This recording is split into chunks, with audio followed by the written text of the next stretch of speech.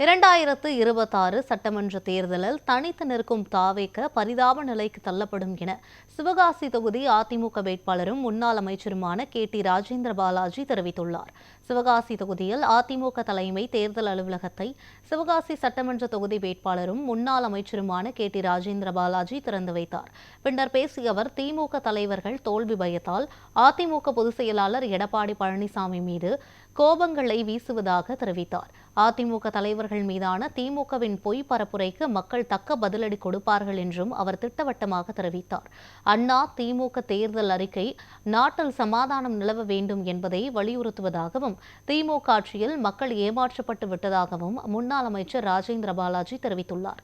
திமுக ஆட்சியில் தமிழ்நாட்டில் போதை கலாச்சாரம், பாலியல் வன்முறை, குற்ற சம்பவங்கள் உள்ளிட்டவை பெருகி சட்டம் ஒழுங்கு கெட்டுவிட்டதாக ராஜேந்திர பாலாஜி கடுமையாக விமர்சித்துள்ளார். தோல்வி பயத்தில் தோல்வி ஜுரத்தில் திமுக தலைவர்கள் எடப்பாடியை பார்த்து கோப கணைகளை வீசுகிறார்கள். அதை வேகமாக வீசுகிறார்கள். எல்லாம் சேர்ந்து மக்கள் அதற்கு பதிலடி கொடுப்பார்கள். எடப்பாடியார் பொறுமையாக காய்களை நகர்த்தி வருகிறார். அவருடைய பொறுமைக்கு ஒரு எல்லை இருக்கின்ற காரணத்தினால் சில நேரங்களில் அவர் அதற்கு பதிலடி தக்க முறையில் கொடுக்கிறார். அவ்வளவுதான். தனித்து நிற்கின்ற தாவேக்காருடைய நிலையை அந்த பரிதாப நிலைக்கு உள்ளாக்கப்படுவார்கள்.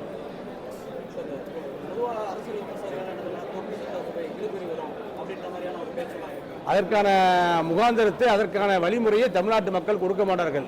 மெஜாரிட்டி பலத்தோடு அதிமுக ஆட்சி அமைக்கும். அதிமுக கூட்டணி 210 இடங்களில் வெற்றி பெறும். அதிமுக ஆட்சி அமைக்கக்கூடிய அளவுக்கு மெஜாரிட்டி பலத்தை பெறும். எடப்பாடியார் முதலமைச்சராக வலுவாக அமர்வார். சிவகாசி தொகுதியுடைய வரவேற்பை பத்திரிகையாளர்களாகிய மீடியாக்களாகிய நீங்கள் தான் சொல்ல வேண்டும்.